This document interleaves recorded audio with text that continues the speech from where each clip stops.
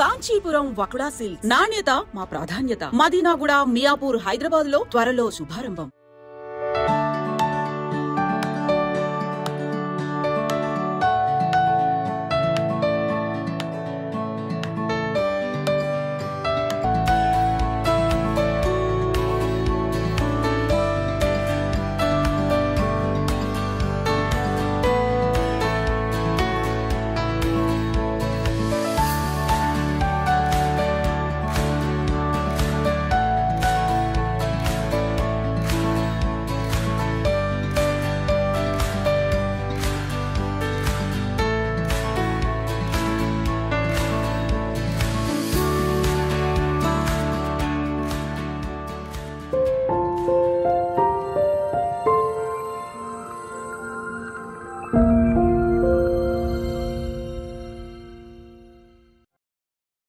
ఇంట్లో 5గురు పిల్లలుంటే సందడి సందడిగా ఉంటుంది. ఈ 5గురు పిల్లల్లో ఎవరు ఎక్కువ అల్లరి చేసేవాళ్ళు?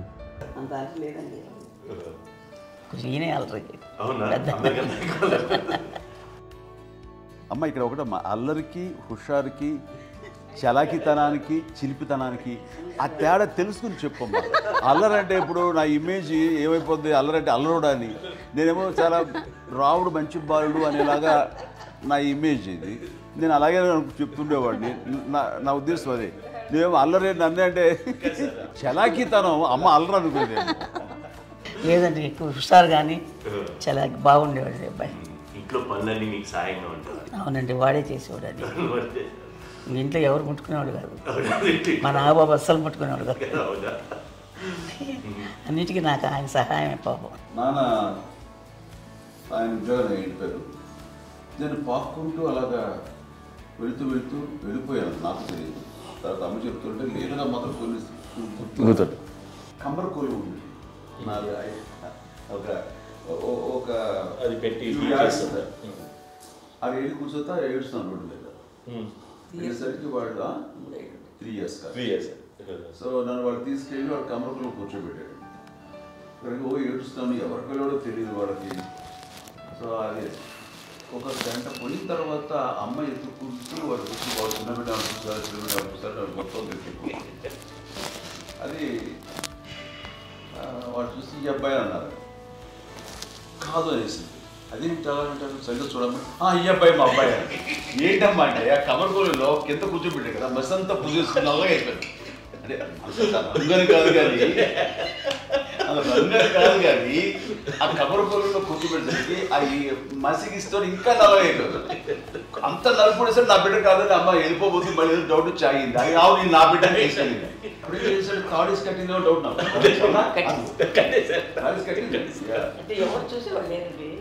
అమ్మేమో అల్లరి అనుకునేదండి, నాకేమో చిన్ననాటి మహాభాగవతం కృష్ణుడి క్యారెక్టర్ నేను అనుకుంటాను. ఆయన మహానుభావులు అయ్యే వాళ్ళందరికీ ఆ లక్షణం ఉంటుందేమో వచ్చినప్పుడు పాపుకుంటూ వెళ్ళిపోవడం. కొన్నిదల కుటుంబ సభ్యులు మంచి రుచులను ఆస్వాదిస్తారని, మంచి భోజనాలని ఆనందిస్తారని అందరికీ తెలుసు. చిన్నప్పుడు వీరి ఆహారపు అలవాట్లు ఎలా ఉండేవి? ఇదేవి ఎగిరేవి ఇవి ఎవ్రీ డే 2 పూట్ల ఉండాలన్నా. మరి నాగబాబు పాపం ఏముంది, తిన్నట్టు ఇష్టం. మరి అన్ని రకాలుగా నాన్న కోసం చేసి పెడుతుంటే మరి తను ఇష్టపడక ఆ తర్వాత లేకపోతే కోపడక ఎలా ఉంటాడు చెప్పండి. 5గురు పిల్లలు అయినా అమ్మా నాన్నలు కొంతమంది పైనే ఎక్కువ దృష్టి పెడతారు. ఈ 5గురిలో మీరు ఎవరి మీద ఎక్కువ ఫోకస్ పెట్టేవాళ్ళు? కళ్యాణ్ బాబు అండి. వాడంటే బాగా, అంటే వాడు ఏది తినేవాడు కాదు అసలు. ఆడికి ఏది తింటాడని ఇప్పుడు వాడికి నచ్చకపోతే, ఇప్పుడు నేనైతే నచ్చకపోతే చాలా గోల్ చేసేవాడిని. అన్నయ్యకేమో చాలా అన్నయ్య ఏది పెట్టినా తినేవాడు, అసలు అడ్జస్ట్మెంట్ ఏంటంటే. నాకేమో నచ్చకపోతే చాలా గొడవ పెట్టేవాడిని. తిండి ఇది ఒక అన్నం, ఇది ఒక కూరలు అని వెళ్ళిపోయేవాడిని. అమ్మకు అమ్మతో తిట్టి నాకు వెజిటేరియన్ ఎలర్జీ ఉండేది, అంటే చిరాకు అనమాట.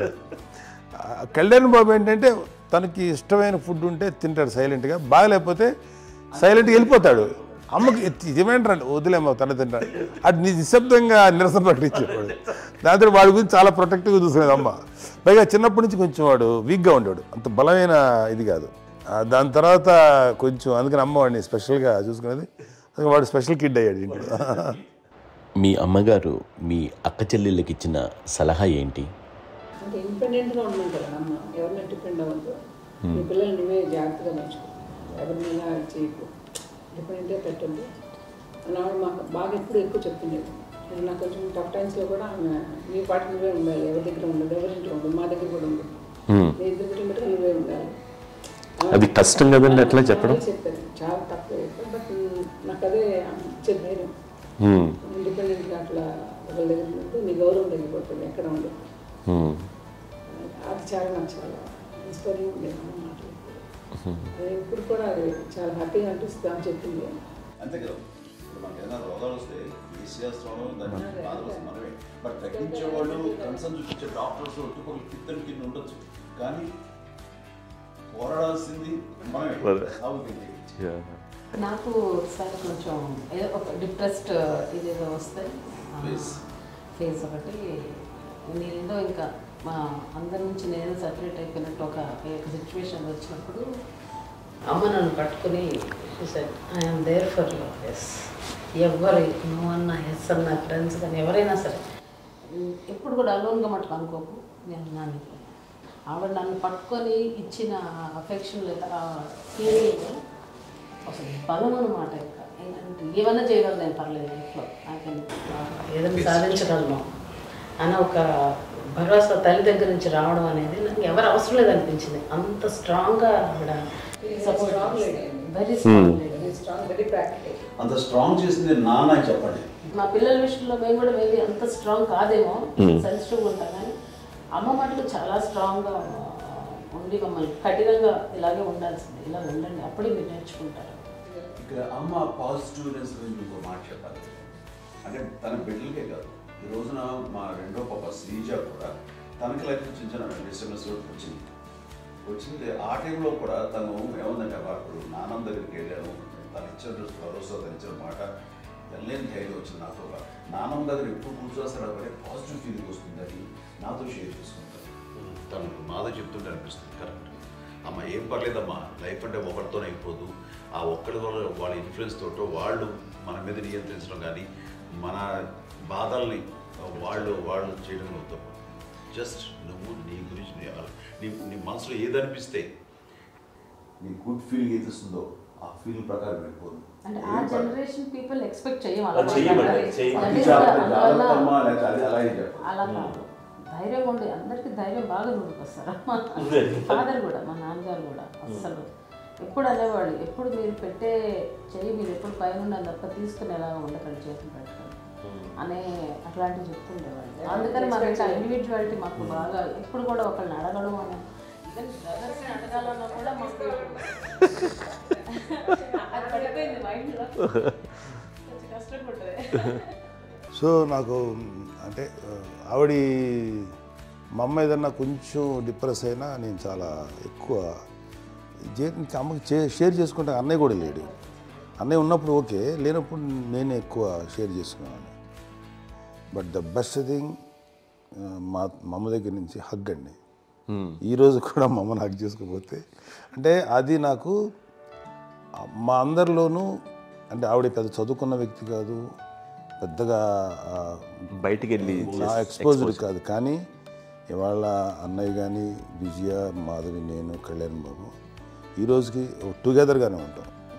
మేబీ మాకు కొన్ని విషయాల్లో నాకు మా మాధవ్కి డిఫరెన్స్ ఆఫ్ ఒపీనియన్స్ ఉండొచ్చు, మా చెల్లికి మా అన్నయ్యకి అట్లా ఉండొచ్చు, ఉంటుందండి ఫ్యామిలీ అన్న తర్వాత. కానీ ద ఇన్విజిబుల్ బాండేజ్ మా అమ్మ ఇచ్చింది, ఆ లవ్ అండ్ ఎఫెక్షన్, హగ్, అవన్నీ ఆవిడ నాన్ వెర్బల్ అడ్వైజ్ ఏంటంటే అందరూ అలా కలిసి ఉండాలనేది ఆవిడ నుంచి మేము నేర్చుకోవాలి. అది ఇట్స్ ఇస్ నాట్ వర్డ్లీ, అది నోటి మాట కాదు, అది వెర్బల్గా కాదు, నాన్ వెర్బల్గా చెప్పినటువంటి ఇది.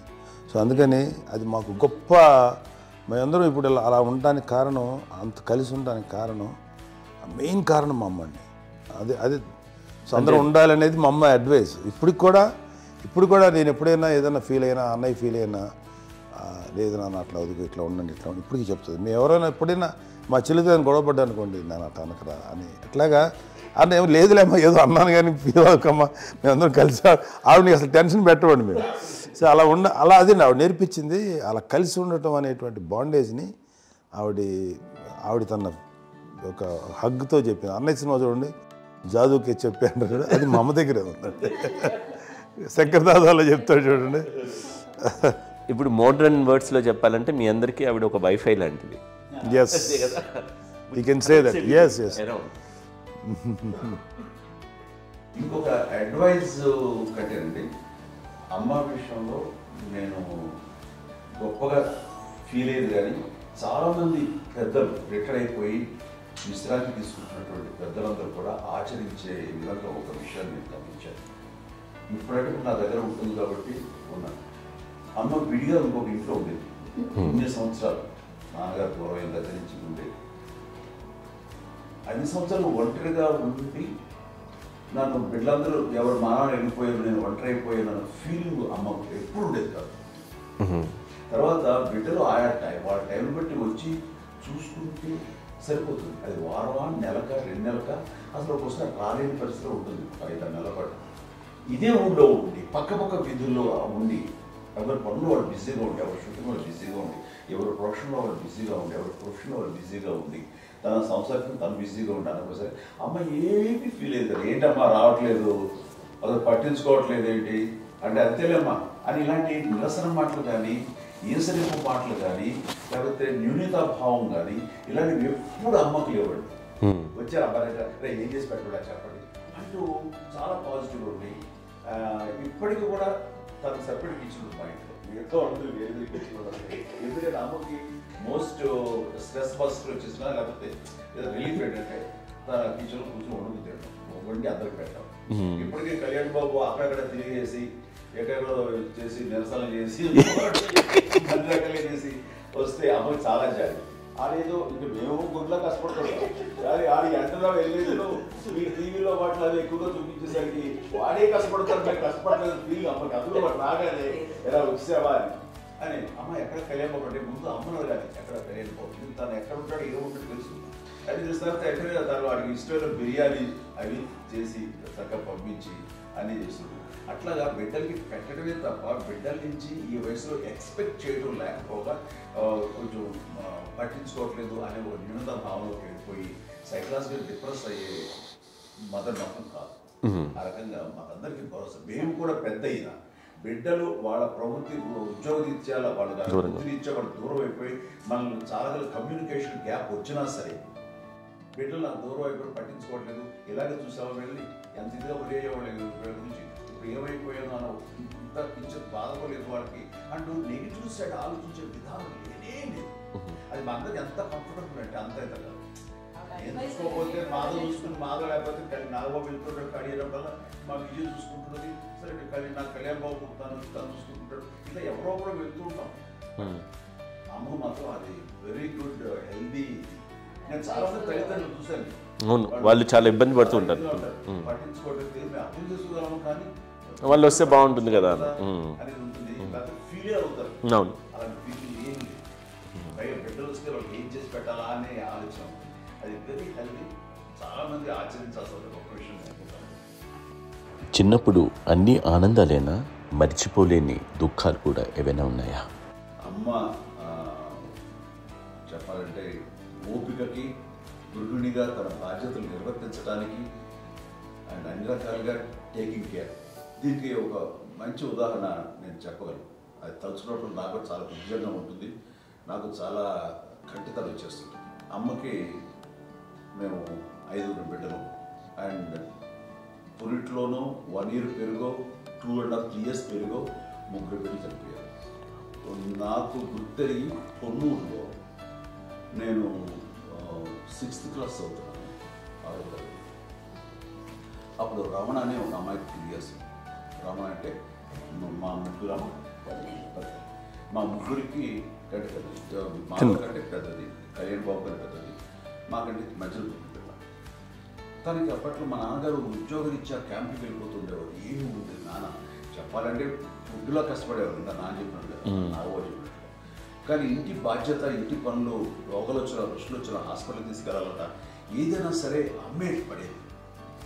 ఆ శ్రమ తీసుకున్న టైంలో అమ్మకి అసిస్టెంట్కి నేను సహాయపడుతుండేవాడు. అమ్మ నాకు ఫ్రెండ్స్ ఆడుకోవడం అలా నిజంగా ఎప్పుడు నాకు గుర్తేది, నాకు తెలియదు ఫ్రెండ్స్తో తిరగడం అని అమ్మ పట్ల ఉండేవాడు. అలాంటి నేను ఆ పిల్లకి బ్రెయిన్ ఫ్యూర్ వచ్చింది. ప్రభుత్వ ఆసుపత్రి పొన్నూరులో ఆ పిల్లని చేర్పించినప్పుడు 2-3 days అయిన తర్వాత ఒక బ్యాడ్ న్యూస్ వినాల్సి వచ్చింది. తెల్లారికి కాన్షియస్ ఏదో పోయింది, ఏం చేయాలో తెలియదు. అమ్మ వయసు చిన్నదే. ఇద్దరు తీసుకుని ఆ బిడ్డని నేను ఒళ్ళో పెట్టుకుని శవాన్ని, డెడ్ బాడీని రిక్షాలో ఇంటికి వెళ్ళడం ఇప్పటికీ నాకు గుర్తు ఆ విజువల్స్. అండ్ నాన్నకి తెలియదు ఏ విషయం, నాన్న ఎప్పుడు వస్తారో తెలియదు, ఎలా కమ్యూనికేట్ చేయాలో తెలియదు. అది తీసుకుని వెళ్ళిన తర్వాత ఇంట్లో గొడవ పెడుతుంటే ఏం చేయలేదు. చుట్టుపక్కల ముస్లిం సోదరులు ఉండేవాళ్ళు, ఫ్యామిలీస్. మసీదు, పొన్నూరు మసీదు పక్కన మా ఇంట్లో ఆనుకుంది. ఆ ఇంట్లో అందరూ వచ్చి చూసేవాళ్ళు, వాళ్ళే హెల్ప్ చేసేవాళ్ళు. ఏం చేయాలో తెలియదు, నెక్స్ట్ రిచువల్స్ ఎలా చేయాలో, గర్భకాలం ఎలా చేయాలో తెలియదు. తను చిన్నది, మిగతాందరూ పరిసరులే. సో అలాంటి పరిస్థితుల్లో కమ్యూనిటీ వచ్చిన చుట్టుపక్కల వాళ్ళు మీరు వచ్చి చేయాల్సిన కార్యక్రమాలు చేశారు.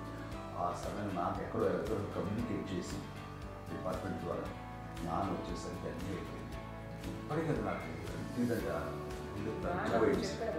మేము ఇలా ఎన్ని పురుషులు ఎన్నుకుంటున్నామంటే ఎలాంటి ఇది లేకుండా జాగ్రత్త అనే ఒక హెచ్చరికలాగా చేస్తూ అండ్ వాళ్ళకి చాలా సపోర్ట్ చేస్తాను. అండ్ ఇప్పుడైతే నా మీద నమ్ముకుంటే నేను ఏ నిర్ణయం తీసుకున్నా మరో అండ్ తనకి హాస్పిటల్ పెద్ద ఫోబియా. నేను ఎక్కడికి వస్తాను హాస్పిటల్. ఈ మధ్యకాలంలో సరే అమ్మ మోకాల ఆపరేషన్ జరిగింది. అమ్మను కొంత బాధపడుతున్నావు, అసలు ఈ రోజున వచ్చిన మెడికల్ అడ్వాన్స్మెంట్ నీకు అసలు ఏ బాధ తెలియకుండా మోకాల ఆపరేషన్ రీప్లేస్ చేస్తారు అని వీళ్ళందరూ చెప్పడానికి భయపడతాను. ఎందుకంటే ఫస్ట్ ఎలా నాకు సపరేట్ అవుతాను, ఎలా చెప్పాలి తెలియదు. ఒక్క ఇదంతా కలిపి నీ మాట వింటుంది, అది మాట మీద నువ్వు చెప్తే వింటుంది. సరే నేను చెప్పాను అంతే. ఏదో నాకు బాగుండు ఊరికే ఎలా ఉన్నారా, సరే ఇష్టం రా లేదులే మా ఊరికి పర్లేదు. మళ్ళీ ఇంటికి వచ్చాక మళ్ళీ ఇంకొక తెప్పించి ఇంకో మిషన్ తెప్పించి మళ్ళీ టెస్ట్ చేయించి అందరూ బాగుంది ఏమీ లేదు అన్న తర్వాత అప్పుడు పుస్తకంతో పడ్డాడు. ఏదో ఉంది మమ్మల్ని టెస్ట్ చేయించాలని చెప్పి శ్రద్ధ ఎక్కువ. మీ పిల్లలకి సంగీతం, డాన్స్ నేర్పించారని విన్నాం, అది నిజమేనా? తనకేమో డాన్స్ నేర్పించడం కాదు, అది నేర్చుకోలేదు, నాకు వచ్చేసి ఇప్పుడు డాన్స్ స్టార్ ఎదిగారంటే అది మా పెద్ద చెల్లి విజయ కారణం. అప్పుడు తనకి 5 ఏళ్ళు, నాకు 9 ఏళ్ళు ఉంటాయి, 10-11 ఏళ్ళు ఉంటాయి నాకు. బాపట్లనా, సో బాపట్ల చాలా చిన్నది, 5 ఏళ్ళు.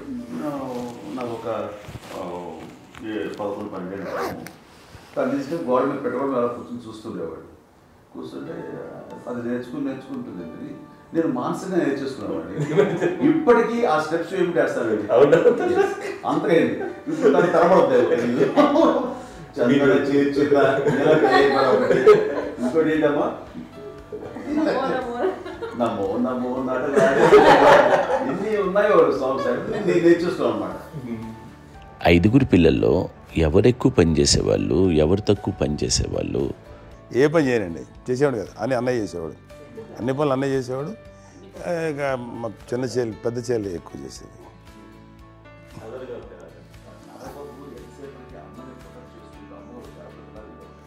అదే అబద్ధం అండి, అది అన్నయ్య నన్ను గౌరవంగా మాట్లాడుతున్నాడు కానీ అన్నయ్య అవుట్ ఆఫ్ ప్రొటెక్షన్ మాట్లాడుతున్నాడు కానీ, అవుట్ ఆఫ్ మాట్లాడుతున్నాడు కానీ అసలు ఎప్పుడు ఏ పని చేయలే. లేదు నిజే ప్రామిస్ అండి, ఏ పని చేసేవాడు కాదు. మా ఇద్దరికి మధ్యలో పాపం అన్నయ్య చాలా పని చేసేవాడు. ఎంత పని చేసేవాడు, నేను ఇచ్చిన తర్వాత మళ్ళీ నాకు ఏదైనా చిన్న పని చెప్తే అది కూడా నువ్వే చేయనివ్వండి. ఆ కోపం వచ్చేది, కోపం వచ్చి ఒకడు కొట్టేవాడు. కొడితే కోపం వచ్చేది తప్ప నేను వెళ్ళేవాడిని కాదు. అమ్మకి ఎప్పుడు ఏంటంటే ఒక ఇదే పని చేయడని, అంతే. నిజంగా ఏ పని చేసేవాడిని కాదు. అవునా? లేదు లేదు లేదు మహాప్రేమ.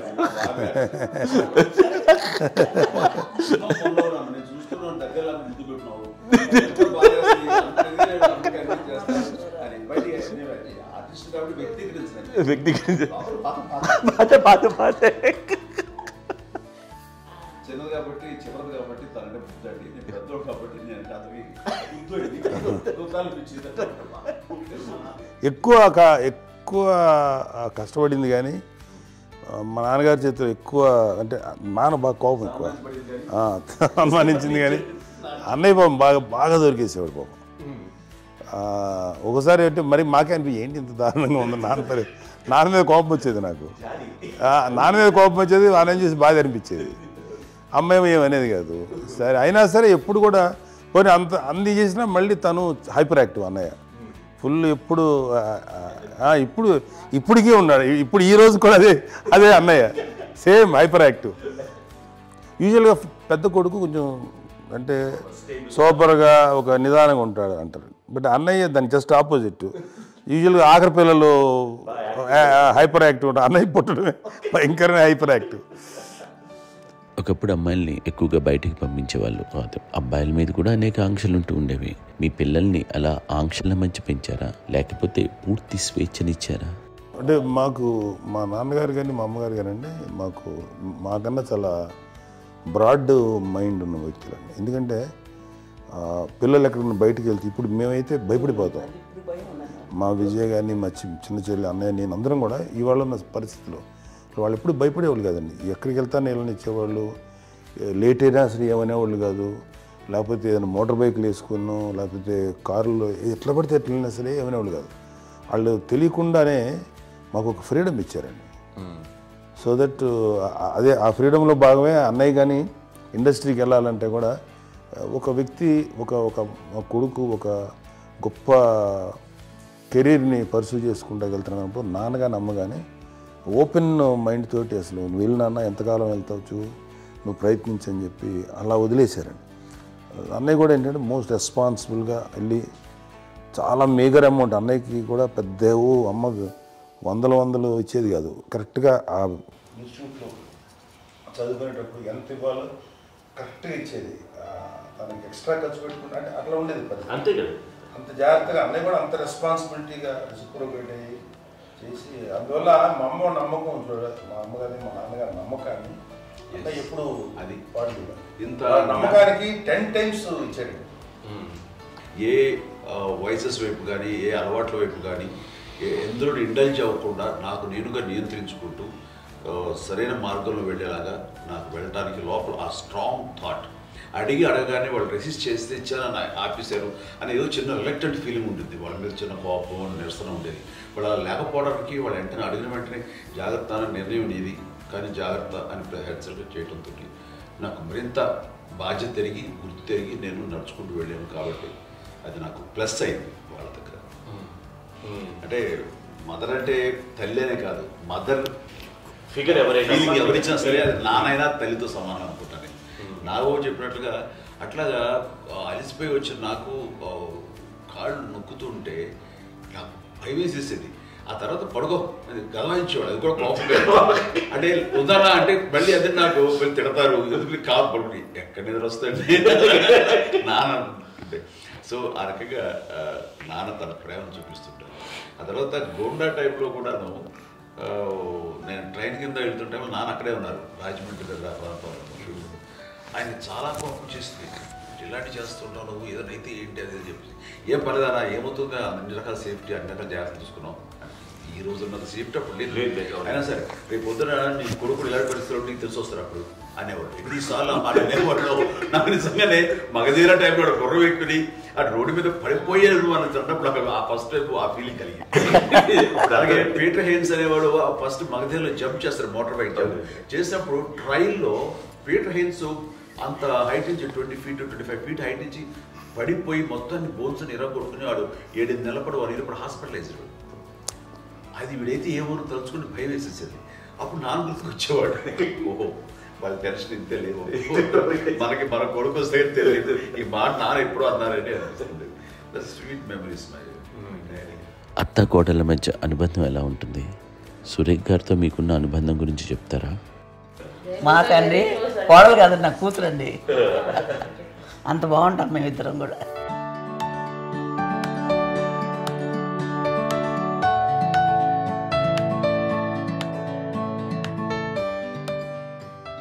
మీది ఒక అందమైన ఉమ్మడి కుటుంబం, అందరూ కలిసి ఉంటారు. ఇంత ఆనందంగా ఉండడానికి కారణం ఏంటి? దీనికి పునాది ఎవరే వేశారు? మా నాన్నగారి క్వాలిటీ నేను ఎగ్జాంపుల్ చెప్పగలను. అమ్మ వాళ్ళ ఇంట్లో పెద్దది. వాళ్ళ నాన్నగారు అంటే మా తాతయ్య గారు ప్రొహిబిషన్ డిపార్ట్మెంట్లో సిఐగా ఎస్ఐగా చేశారు. ఏదో అమ్మ ఇన్స్పెక్టర్ సిఏ సీఏ చేసి ఆయన కాలం చెందారు. చాలా ఎర్లీగా 48 years చచ్చిపోయారు. 40లో చచ్చిపోయారు.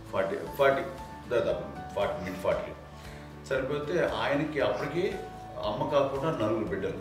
అమ్మ తర్వాత అబ్బాయి తర్వాత 3 ఆడపిల్లలు. వాళ్ళు ఏంటంటే రాకరావడి నాగబాబు కంటే కూడా చిన్నవాడు. అది ఆ వయసు అంత చిన్నవాడు. అమ్మ మా పిన్నమ్మలు నాకంటే చిన్నవాడు. అలాంటి పిన్నమ్మల్ని ఆయన వీళ్ళ నాగ చనిపోయిన తర్వాత తన ఫ్యామిలీ అంతగా నాన్న పెంచారు. నాన్న కూడా అరాపురా శాలరీ మీద బతికేదే తప్ప కూడా కాదు. సో తనకు మిగిలిన దాంట్లో మళ్ళీ ఆ ఫ్యామిలీని చూసుకోవడం, మా అమ్మమ్మను చూసుకోవడం, వాళ్ళ మంచి చెడు చూసుకోవడం. వాళ్ళకు ఇల్లు మాత్రం ఉంది మొగల్తూరులో. ఆ ఇంట్లో వాళ్ళు అద్దెకు వస్తే ఆ కొంచెం డబ్బు నానిచ్చే డబ్బు, అక్కడ పొలం కొనిచ్చారు. ఆ పొలం ఇచ్చే డబ్బుతోటి అంత బాగా చూసుకోవాలి తన ఫ్యామిలీ లాగా. కాబట్టి నాన్న ఫస్ట్ సూత్రధారి. అమ్మ కూడా ఫ్యామిలీ బాండింగ్, టుగెదర్నెస్ అనేది స్ట్రాంగ్గా ఉండటానికి నాన్న ఏర్పాటు చేసినటువంటి బీజం. అది అమ్మ కంటిన్యూ చేస్తుంది. మేము ఇవన్నీ చూసి మేము నేర్చుకుని మేము టుగెదర్ అందునే we are very rich in terms of emotional bonding. ఇప్పటికే ఎవరికి ఏ కష్టం వచ్చినా, ఎవరికి ఏది ఇబ్బంది వచ్చినా సరే మొత్తం అందరం గుమిగూడిపోతాం. ఏ లెవెల్గా వెళ్ళిపోయి మోర్ సపోర్ట్ చేస్తాం. అంటే వీ డోంట్ ఎక్స్పెక్ట్ ఇంకే అంతకుమించి ఏముంటుంది. ఒకరినొకరు భరోసా. అది మా ఫ్యామిలీ మేము వెరీ స్ట్రాంగ్ అని చెప్పాలి. పెద్దవాడు కాబట్టి అవకాశం నాకు వచ్చింది కాబట్టి అమ్మ ఇది ఎప్పుడు ఎవరు కొన్ని విషయాలు నాగబాబు సపోర్ట్గా ఉంటాడు. నాగబాబు ఉండి వాడు ఉంటాడు భరోసా. అలాగే ఆడపిల్లలు. మీ అందరిలోనూ అమ్మని ఎవరు ఎక్కువ జాగ్రత్తగా చూసుకుంటారు? ఎందుకంటే ఎగ్జాక్ట్లీ మేము కూడా గమనించలేని సున్నితమైనటువంటి ఇష్యూస్ లైక్ హెల్త్ విషయం కానీ, అమ్మ మూడు కానీ, అన్నయ్య ఎంత క్యాజువల్ ఎంత బిజీగా ఉన్నా ఒక అమ్మాయి ఉంటుంది. అలాగే చాలా చిన్న చిన్న విషయాలు కూడా చాలా మెడికల్ ఇంట్రెస్ట్. అందుకని మాకు అన్నయ్య ఉన్నాడు, అన్నయ్య దగ్గర ఉంది అమ్మ అంటే ఇంకా ఎక్కువ రిలాక్స్ అయ్యాను. అన్న దగ్గరికి వచ్చాక మేము అందరం చాలా కంఫర్ట్ అయిపోయాం. ఎప్పుడు ఎవరు కొన్ని విషయాలు నాగబాబు సపోర్ట్గా ఉంటాడు. నాగబాబు ఉండి వాడు ఉంటాడు భరోసా. అలాగే ఆడపిల్లలు ఇట్లా ఒకరినొకరు కాంప్లిమెంటింగ్ టు ఈచ్ అదర్ అండి. అవి ఒక్కరు కాదండి. అది వాళ్ళు అమ్మ చూపించే ప్రేమగా నేను చెప్పగలను. కానీ బట్ దీని అందరూ సూత్రధారి నాన్న తర్వాత అది అమ్మ మెయింటైన్ చేస్తుంది. ఇప్పుడు అమ్మ నా ఇంట్లో ఉంది అంటే మనవాళ్ళు వస్తారు, మనవాళ్ళు వస్తారు, ఆడబిడ్డలు వస్తారు, వీళ్ళబిడ్డలు వస్తారు. ఇల్లు ఎప్పుడు కలకలాడతారు అమ్మ. అది మేమందరం ఆచరిస్తుంటాం పండగలకి, పబ్బాలకి. అది నిన్న మొన్న నాగబాబు వచ్చి చాలాసేపు కూర్చున్నాడు. నేను ఇంట్లో లేకపోయినా వచ్చి నాగబాబు కూర్చొని టైం స్పెండ్ చేసి వెళ్ళిపోతుంటాడు. అలాగే చెల్లెలు ఇద్దరు ఆల్మోస్ట్ ఎవ్రీడే మాత వస్తుంటుంది, తను కూడా వస్తుంది. నిన్న సాయంత్రం కూడా వచ్చి ఉంటుంది. అమ్మా మధ్యాహ్నం వచ్చి కదా వచ్చి ఇక్కడే భోజనం చేసుకో అలా ఉంటుందండి. ఈ తరం వాళ్ళకి మీరు ఇచ్చే సలహా ఏంటి? కలిసి ఉంటే బాగుంటుందండి. పిల్లలు తల్లి కలిసి అక్క చెల్లెలు తమ్ముడు అందరూ కలిసిమెలిసి ఉంటుంది. అన్యోన్యం అంతా సంసారం నిలబడుతుంది. లేకపోతే ఏముందండి ఇక్కడ వెళ్ళిపోతారు, విడిపోతే ఎక్కడ పడబాలి అని తేడా పడుతుంది. ప్రేమలు ఇప్పుడు లేవండి, తగ్గిపోయాయి. మెకానికల్ చాలా మటుకు ఏదో ఇంకా వాళ్ళ పనులు చేసుకోవడం ఏదో జరిగిపోతూ ఉంది అనుకోండి. అంత ప్రేమలు ఎక్కడ లేవండి ఇప్పుడు ఈరోజు. అంటే ఒకప్పుడు ఒకళ్ళకి ఇంకొకళ్ళు భరోసాగా ఉండేవాళ్ళు. అంటే అందరూ కలిసి సపోర్ట్గా ఇది చేయడం. ఎందుకంటే వీళ్ళ పెద్దనాన్నగారి పిల్లలు కూడా ఆయన చూసేవారు. మా నాన్నగారు అన్నయ్య నాన్నగారు వాళ్ళ బిడ్డలు కూడా వాళ్ళ ఇక్కడే బిడ్డలు ఉన్నారు. నేనే పెళ్లి చేశాను. వాళ్ళు కూడా అమ్మాయి, వాళ్ళ ఆడపిల్లలు కూడా అమ్మాయి పెళ్లి చేశాను. ఇద్దరు పిల్లలు. చూడండి నాన్న ఎట్లయితే తన చెల్లెలు చూసుకున్నారో అట్లే నాన్న తరపు అన్నగారి పిల్లలు వాళ్ళు చనిపోయారు రెడ్డి గారు. వాళ్ళ బిడ్డలకి పెళ్లిళ్ళు, పేరెంటాలు అన్నీ చేసింది అమ్మాయి. అమ్మ అలా చేసింది కాబట్టి అది మాకు మార్గదర్శకం ఉంది.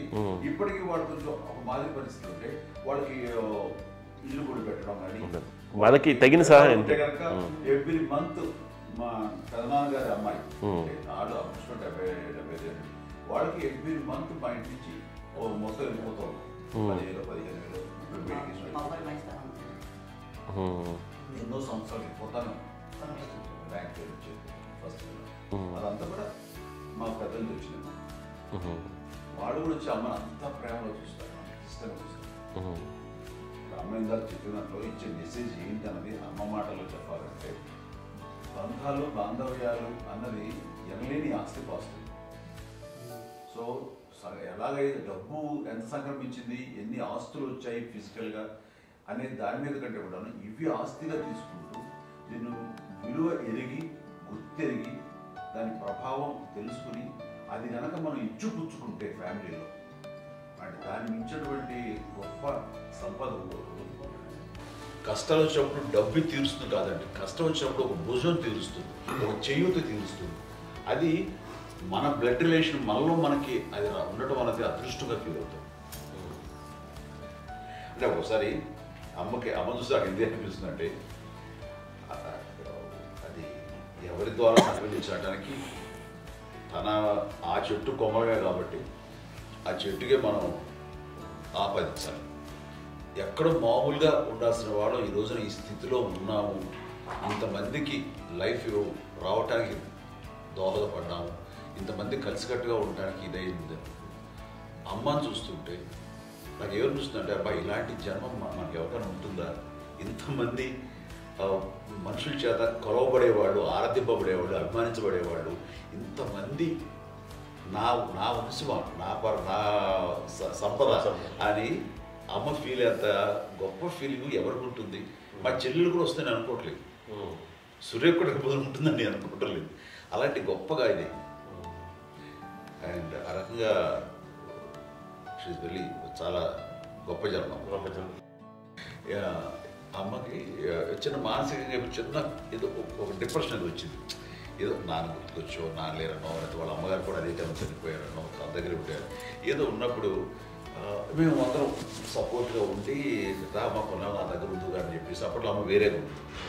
ఉన్నప్పుడు ఒకటే మాట అమ్మ నీలాంటి గర్భం అంటే అంజనమదే గర్భం అని బయట ఎన్నోసార్లు నా ఫ్రెండ్స్ కానివ్వండి, బయట కానివ్వండి, కొన్ని సందర్భాల్లో మీటింగ్లో కానివ్వండి, స్పీచెస్లో కానీ అన్నవాళ్ళు ఎంతోమంది అన్నారు. వాళ్ళ మాట అంటే రీజన్ తెలుసా నీకు? కోటాను కోటల్లో ఎంతమంది తల్లులకు నీకు వచ్చిన అదృష్టం, నీకు లభించినటువంటి గౌరవం లభిస్తున్నాం. బిడ్డలు ఎంతోమంది చేత కొనియాడబడుతున్నారు, ఎంతోమందికి సహాయపడుతూ ఆ రకంగా వాళ్ళందరి ఆశీస్సులు పొందుతున్నారు. కానీ ఎంతోమందికి నిరంతరం హెల్ప్ చేస్తూ వాళ్ళ ఇది చూసుకుంటున్నారు. అవి ఆ భగవంతుడు మీరు చేస్తున్న పూజలో ఉన్న ఆ భగవంతుడు మన నెక్స్ట్ తరాలకు కూడా మనకి ఇలాంటిది వారసత్వంగా ఇస్తూ అదే రకంగా కొనసాగించేలాగా మాకు అదృష్టాన్ని ఇచ్చారు. ఇంతమంది ఎవరు నీ నుంచి వచ్చిన వాళ్ళే నీకు ఇది ఎంత గొప్ప గర్భం, ఎంత గొప్ప జన్మ అనేది. అలాంటిది నువ్వు ఇలా అవటమేంటి? ఇది హై లెవెల్లో ఉండాలి నీ ఫీలింగ్స్గా నువ్వు కానీ. అంతే నువ్వు ఇలాగా కుంగిపోవడం ఏంటమ్మా చెప్పినప్పుడు ఇది నీది కాదు, నాది కాదు, నువ్వు నమ్ముకున్న భగవంతుడు నీకు ఇచ్చింది అనుకుంటావు కదా. నువ్వు ఆ భగవంతుడి కృతజ్ఞత తీర్చుకోలేక ప్రతిరోజు ఆయన ధ్యానించు, ఆయన పూజలో ఉండు, నీకు ఆయనే ధైర్యం ఇస్తాడు. అంతేగాని నువ్వు నెగిటివ్ సైడ్ ఆలోచించమ్మా. మా అందరికీ పాజిటివ్నెస్ ప్రివైల్ చేసిన దానివి, ఇచ్చిన దానివి, అందించిన దానివి. అలాంటి నువ్వు నెగిటివ్ వైపు వెళ్ళిపోకూడదు అంటే అంతే. మళ్ళీ అటుపక్క ఎప్పుడు గెలలేదు. ఆంజనేయ స్వామి భక్తి ఆయనలో ప్రవేశపెట్టి చెప్పాలంటే ఆయనకి నేను నన్ను దేవుడి ఇంట్లో నేనే ఇంటర్వ్యూస్ చేశాను. నానంత ప్రగాఢంగా నమ్మి ఆయన దానివల్ల లబ్ధి పొందారు. ఆయన అందులో మమ్మల్ని మించిపోయిన స్టేజ్కి వెళ్ళిపోయారు. ఆయనతోటి ఆంజనేయ స్వామితో ఇంటరాక్ట్ అవుతూ అట్లా ఆయన నన్ను నమ్ముకుంటుంది. ఆయన నానంటారు అంతా నా గురువు, నా పెద్ద కొడుకు పెద్దోడే.